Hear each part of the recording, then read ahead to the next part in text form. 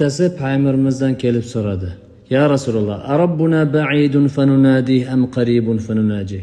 Robbimiz uzoqmi nido qilsak yoki yaqinmi iltijo qilsak?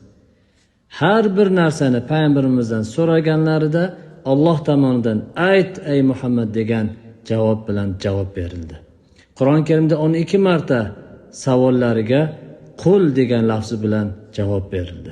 Yasalunaka anil anfal, sendan o'ljalar haqida so'rarlar, sen ularga ayt ey Muhammad. Yasalunaka anil ahillah, qul, sendan hilollar haqida so'rarlar, sen ularga ayt. Yasalunaka mada yunfiqun, sendan nimani nafaqa qilishini so'rarlar, sen ularga ayt. Hamma savollariga qul degan lafzi bilan javob berildi.